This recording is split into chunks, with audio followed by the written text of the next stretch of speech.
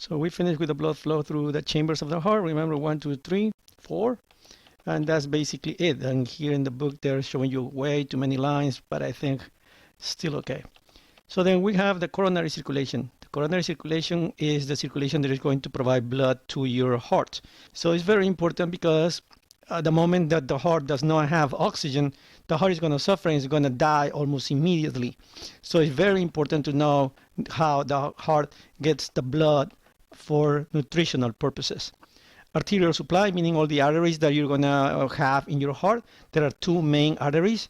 As you can see, here is the right coronary artery that comes out of the aorta right here, as well as the left coronary artery. The left coronary artery, you can see here, is going to give you the circumflex, and it's going to go here, and then you're going to have the anterior interventricular branch. The right coronary artery will go to the back. That's why you see this is a posterior view. You can see here the right coronary artery again. Okay, it's going to give you the posterior interventricular branch right here. The veins, three main important veins, but I want you to pay attention to this part. You see, it's kind of like a small sac right here. It's called the coronary sinus. You're going to see why I'm showing you this. So let's take a look with a little bit more detail. Oh, before I continue, let's take a look how the blood supply of the heart is. So earlier, when we were talking about hemostasis, we were saying that sometimes the blood coagulates and forms, embolus, right? And these embolus are going to travel usually from the legs, and they may get stuck right here in these blood vessels.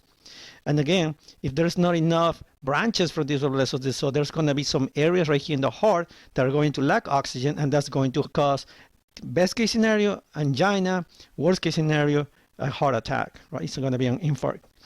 So let's keep going down and let's see the branches. So right here you have the left coronary artery, and there are two main branches, the anterior interventricular branch as well as the circumflex branch. Let's take a look at the right coronary artery. Right here you have right coronary artery. It's going to give you the right marginal branch and with the posterior interventricular branch. Let's keep going down.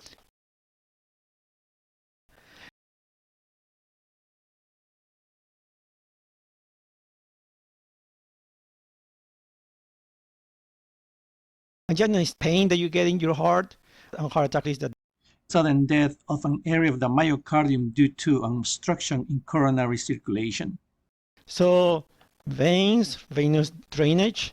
There are three main veins: great cardiac vein, posterior interventricular vein, left marginal vein, as well as the coronary sinus. These veins that you have, they're going to collect the blood from your heart, and eventually all three are going to dump the blood into the coronary sinus.